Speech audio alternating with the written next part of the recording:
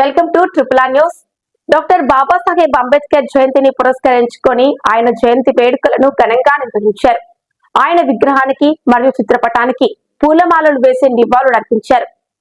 ఆయన ఆశ సాధనలో అందరూ భాగస్వామ్యులు కావాలని పలువురు ఆకాంక్షించారు. నిజామాబాద్ జిల్లా దర్పల్లి మండలంలోని అన్ని గ్రామాల్లో డాక్టర్ బాబాసాహెబ్ అంబేద్కర్ జయంతి వేడుకలు ఘనంగా నిర్వహించారు.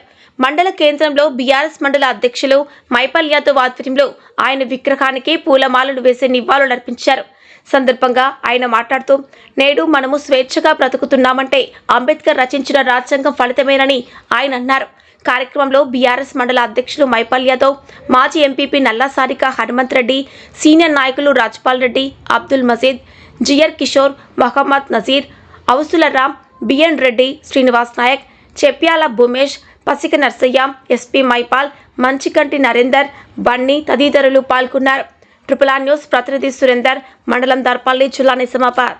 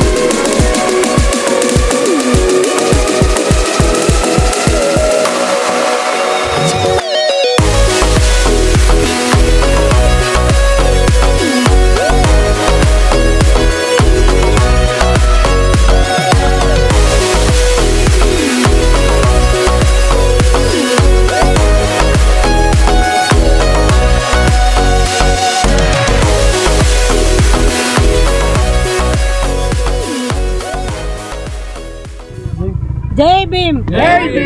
ఈరోజు దర్పల్లి మండలంలో మన అంబేద్కర్ జయంతి జరుపుకున్నాము. దర్పల్లి మండల ప్రజలందరికీ నా యొక్క నమస్కారములు. మన ఈ బిఆర్ అంబేద్కర్ ఆశయాలను అందరూ నెరవేర్చాలి, అందరూ కూడా ఆయన అడుగుజాడలో నడవాలని కోరుకుంటున్నాను. డాక్టర్ బాబాసాహెబ్ అంబేద్కర్ జయంతి సందర్భంగా మరి ఈరోజు దర్పల్లి మండల కేంద్రంలో బీఆర్ఎస్ పార్టీ తరఫున ఘనంగా మరి జన్మదిన వేడుకలు జరుపుకోవడం జరుగుతూ ఉన్నది. మరి ఇలా భారతదేశంలో మరి డాక్టర్ బాబాసాహెబ్ అంబేద్కర్ గారు బోధించు, సమీకరించు, పోరాడు అనే నినాదంతో మరి భారతదేశాన్ని ఇలా ఏకతాటి మీద నడిచే విధంగా మరి రాజ్యాంగాన్ని రచించిండు.